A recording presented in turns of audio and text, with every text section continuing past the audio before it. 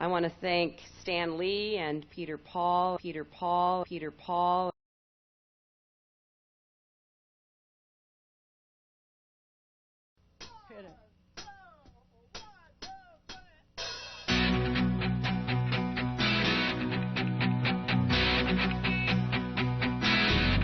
I could turn back time, if I could find a way, I'd take back those words that it was an extraordinary array of the leadership of the Democratic Party and A-list Hollywood. I'm a guy who's dealt with superheroes most of my life.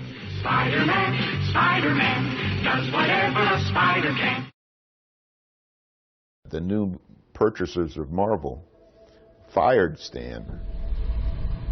We decided to start our own company, starting with one employee and $500,000 that I put together. Peter set me free. Stan Lee, some big announcement he's making about the internet. Within a year, we had a market cap in excess of $300 million. I decided, well, maybe I should reach out to Bill Clinton to work with us and be a rainmaker for the company when he left the White House. My first entrepreneurial venture was setting up a comic book stand with used comic books. I had 2 Foot Lockers full of them. I could accomplish my objective by becoming a major contributor to the party. I don't know about you, but I've been to 1 or 2 of these events. It's critical that we all chip in and contribute whatever we can. We want to thank you, and we're going to be there for you. That's great. It was great to see you. Look forward to working with you. Thank you. This has nothing to do with campaign contributions at all. How are you? Nice to see you again. I'm very glad to see you again. And I also want to thank Stan and Joan and Peter and Andrea for their support. My interest in supporting Hillary Clinton was specifically to hire Bill Clinton. I'm thrilled. You got me all jazzed up. And they concocted a big fundraiser for Hillary. This fundraiser in August 2000 in Los Angeles raised more than $1 million for then Senate candidate Hillary Clinton. I want to thank Stan Lee and Peter Paul. I had accomplished hiring a president of the United States to work with me when he left the White House.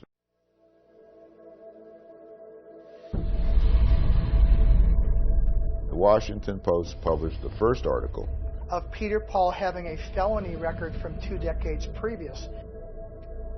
And that I didn't contribute any money to her campaign, and she vowed she wouldn't take any money from me.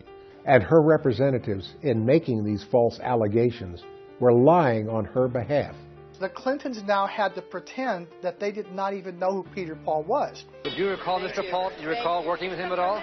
A few days later, on August 18th, they each sent me handwritten letters which professed our undying friendship, their undying gratitude. A full 2 weeks from the original story in which Hillary vowed never to take money from me, her finance director faxed me a request for $100,000. My reaction to that was, well, why would I send any more money when you vowed not to take any more money from me?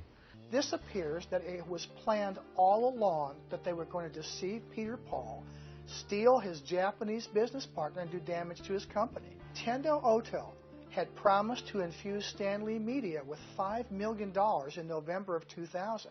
Bill Clinton's business partner, Jim Levin, had flown to Japan, stolen Tendo Oto as a business partner, made his own agreement. And what he had effectively done was convince Oto, instead of working with the president with me and my company, that he could work directly with the president with Levin. So that began to trigger a meltdown of the stock. The company collapsed as a result. I discovered that in the filings that Hillary's campaign filed with the FEC, they had entirely omitted any reference to any of my contributions. The Clintons took $2 million from me and hid it. Now, what we're looking at here is the largest election law fraud in the history of the United States. And he told the feds that the Clinton campaign lied about it. censor everything. And I delivered a demand letter to Hillary Clinton. We had filed the civil suit against the Clintons, which detailed all the money that I'd spent with copies of checks and invoices. And then I discovered that I was being investigated in connection with the misuse of my brokerage accounts. I was suddenly detained by Interpol in Brazil for extradition. They moved me to a remote part of this jail, which was called the Corridor of Death. The Clintons were able to have the original civil suit thrown out on the basis of that I was a fugitive at the time. Hillary's skill has been in seeing to it that obvious crimes didn't reach the level of being placed in front of a jury. Because if they ever had, she might have been baking cookies in the same place that Martha Stewart did.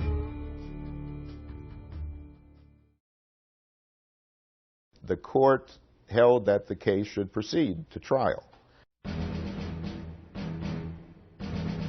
But clearly this could have implications for Mrs. Clinton's political future.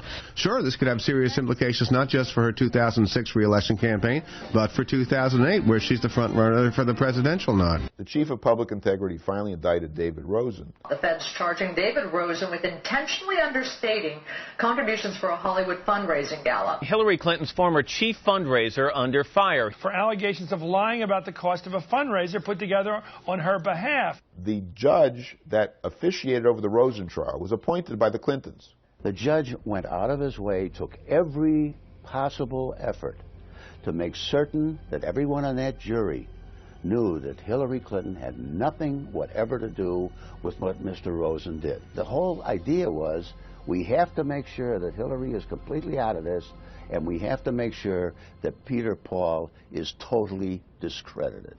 Senator Clinton has not been charged in the case. The media have not abrogated their responsibilities uniquely in the case of Hillary Clinton.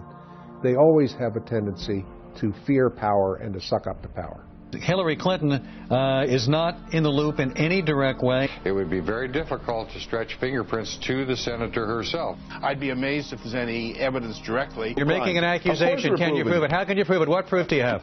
Hillary Clinton called me in my office in July of 2000, and I started my video camera. Whatever it is you're doing, is it okay that I thank you? I think it's tremendous. No, you know what? We're having a good time trying to help out. Well, I'm very appreciative. It sounds fabulous. I got a full report from Kelly today when she got back and told me everything that you're doing, and it just sounds like it's going to be a great event. But I just wanted to call and personally thank all of you. I'm glad you were all together so that I could tell you how much this means to me, and it's going to mean a lot to the president, too. First of all, it shows that she had personal involvement and personal knowledge of the details of this gala.